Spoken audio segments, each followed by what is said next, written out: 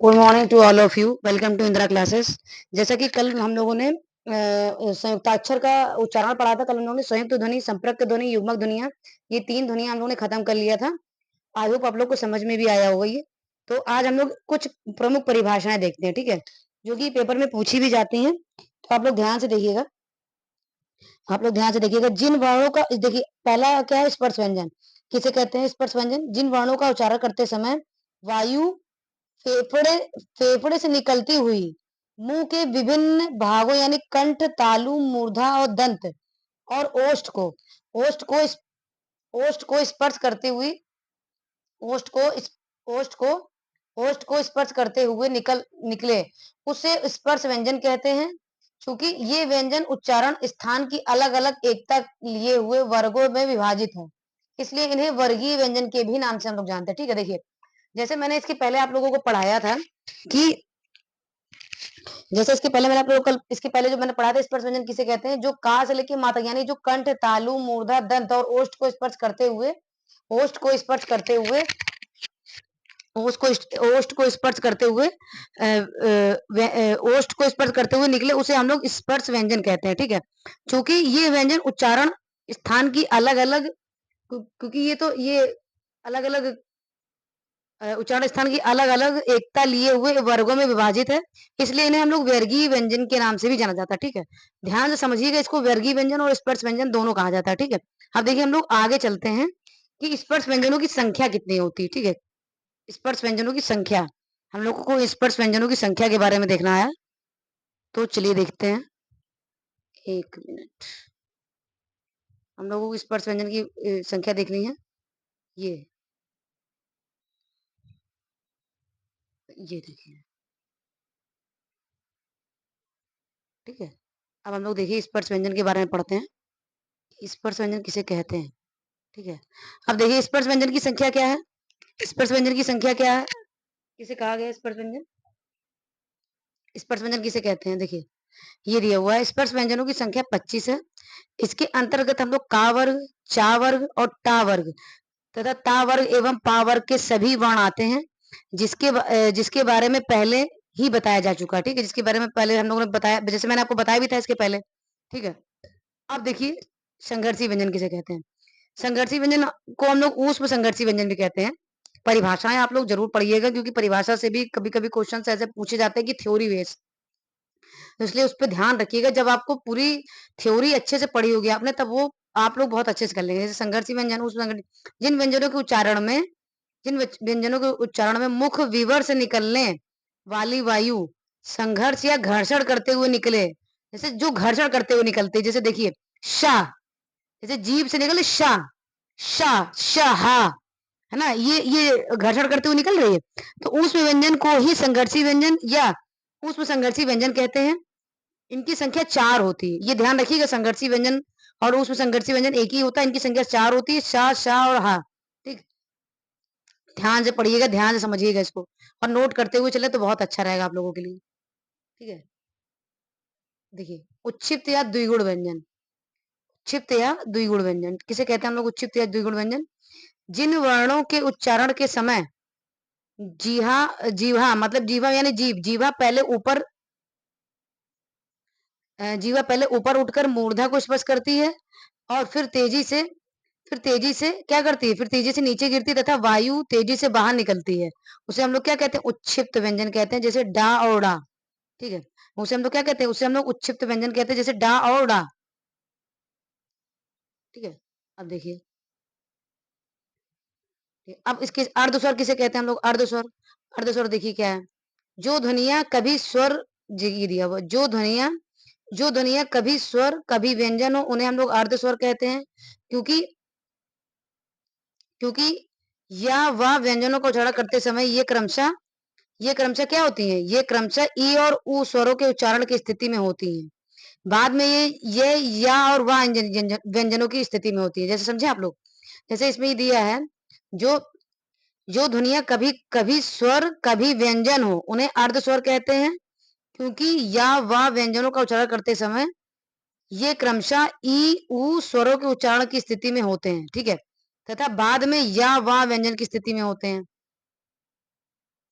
ठीक है। अब देखिए लुंठित व्यंजन किसे कहते हैं?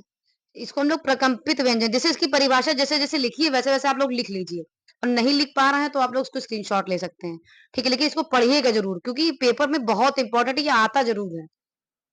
ठीक है, लुंठित व्यंजन या प्रकंपित व्यंजन, जिन व्यंजन वर्णों का उच्चारण करते समय जीवा मुख के मध्य तेजी से लड़खड़ाए। मैं समझ गए, तेजी से रा रा रा को लुंठित व्यंजन या प्रकंपित व्यंजन भी कहा जाता है। जैसे कभी-कभी लुंठित नहीं आता है तो प्रकंपित आता है तो प्रकंपित ही बोलिएगा आप लोग, ठीक है? जैसे ये नहीं मतलब जैसे लुंठित नहीं, आप प्रकंपित पूछा तो ये नहीं कि कंफ्यूज आ रही है, लुंठित तो रा ही बोलते, रा को ही लुंठित नहीं, रा को लुंठित और प्रकंपित दोनों बोलते हैं, ठीक है?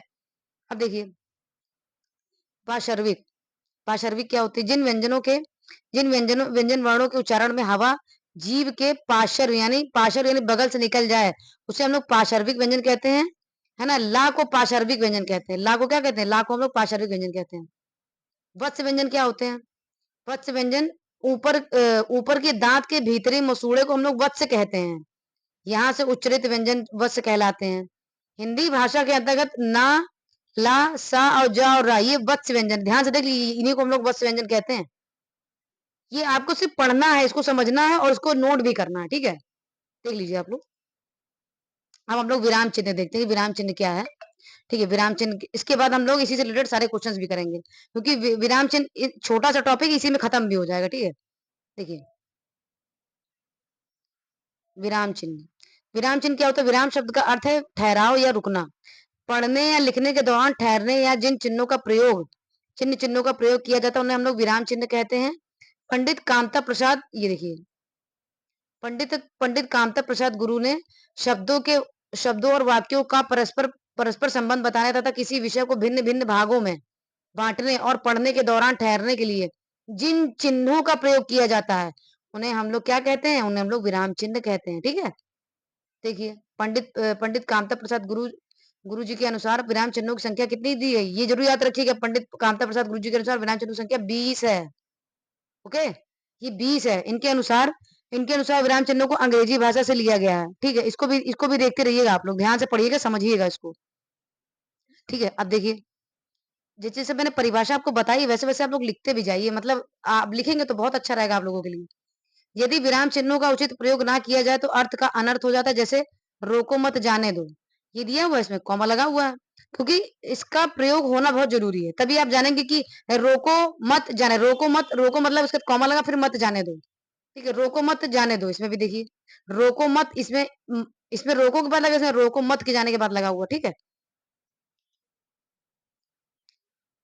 ये देखिए, ठीक है। अब देखिए हम लोग अल्प विराम किसे कहते हैं? अल्प विराम। अब हम लोग अल्प विराम देखते हैं। देखिए अल्प विराम, अल्प विराम, ये रहा अल्प विराम। हम लोग अल्प विराम पढ़ते हैं। अल्प विराम, ये दिया हुआ है अल्प विराम।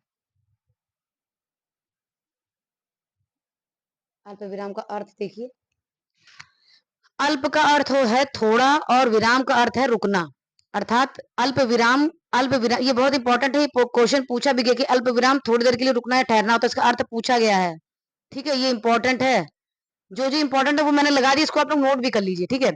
अल्प विराम का अर्थ होता है थोड़ी देर के लिए रुकना या ठहरना, ठीक है? वाक्य में जब एक ही प्रकार की संज्ञाएं आई हो और उनके बीच संयोजक अव्यय और लगा हो या लगने की उम्मीद हो तो उनके उनके बीच हम लोग क्या यूज करते हैं? अल्प विराम का यूज। देखिए उनके बीच हम लोग अल्प विराम का यूज करते हैं। ये देखिए क्वेश्चन दिया हुआ है, 1 मिनट, ये देखिए बीच किसका यूज करते हैं हम लोग? अल्प विराम का, ठीक है? उनके बीच हम लोग अल्प विराम लगा, जैसे जैसे राम कौमा श्याम और घनश्याम खेल रहे हैं। अगर आप अल्प विराम का यूज नहीं करेंगे तो ये जो वाक्य होगा ये गलत माना जाएगा, ठीक है? इसलिए शुद्ध और अशुद्ध देखते हैं, वाक्य शुद्धि और शुद्धि, उसमें ये अल्प विराम अगर नहीं लगा रहेगा तो ये वो वाक्य अशुद्ध हो जाएगा, ठीक है? तो देखिए राम कौमा श्याम और घनश्याम खेल रहे हैं। दूसरा शिवम कौमा राहुल कौमा अभय और राजपाल विश्वविद्यालय में है, ठीक?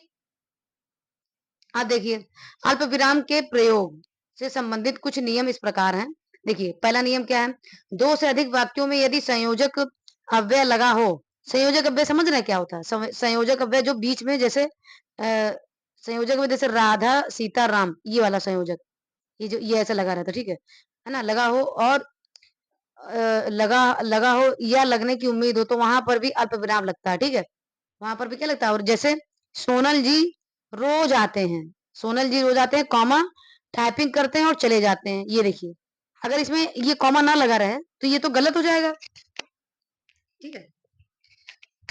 अब देखिए दूसरा नियम, देखिए दूसरा नियम है सोन यदि यदि वाक्य के बीच में अव्यय शब्द किंतु परंतु इसलिए इसलिए क्योंकि लेकिन अतः इससे आदि आदि हो तो इनसे पहले अल्प विराम यानी कॉमा, ये अल्प विराम इसका यूज करते हैं हम लोग। देख लीजिए ध्यान से नियम 2, ये इसको लिख लीजिए, ये बहुत इंपॉर्टेंट है, ठीक है। अब देखिए जैसे ये दिया हुआ, जैसे दिया हुआ, मैं संतोष के हॉस्टल पहुंचा परंतु वह नहीं था। दूसरा, आज मैं विश्वविद्यालय नहीं गया क्योंकि वहां प्रदर्शनकारियों ने कक्षाएं नहीं चलने दी है।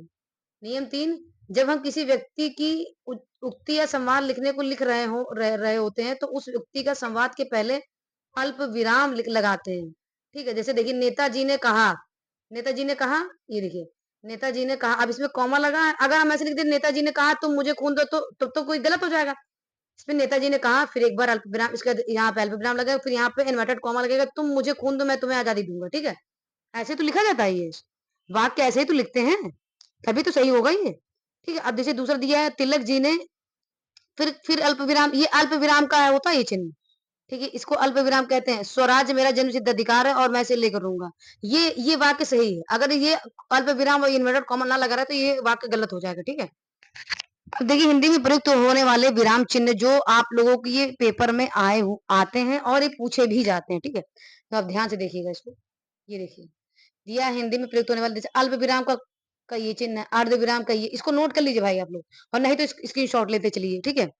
अर्ध विराम, उप उप विराम, ठीक है, पूर्ण विराम, प्रश्नवाचक चिन्ह, विस्मयादि आश्चर्य बोधक, है ना, आश्चर्य चिन्ह, और निर्देशक को डैश बोलते, जैसे ये डैश बना हुआ है ना, कोष्टक, देखिए कोष्टक, ये सारे इनको कोष्टक कहा जाता है।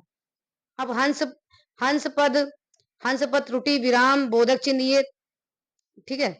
अब दिया हुआ विवरण जरूर देख लीजिए, विवरण पूछा गया है, ठीक है। ये विवरण पूछा जाता है कि विवरण देखिए, इसका इसका ये होता है चिन्ह इसका ये पाद चिन्ह ये होता है, ठीक है। लाघव लाघव चिन्ह, ये देखिए जो जीरो की तरह होता है, अंग्रेजी में जो लाघव चिन्ह ये वाला होता है, अंग्रेजी वाला देख लीजिए कैसा होता है ये, ठीक है। पुनरुक्ति चिन्ह कैसे होती है, पुनरुक्ति वाले ये होते, उद्धरण या अवतरण, देखिए जैसे अभी बोला था ना तुम मुझे खून दो, ये उद्धरण, वो इसको उद्धरण चिन्ह बोलते हैं।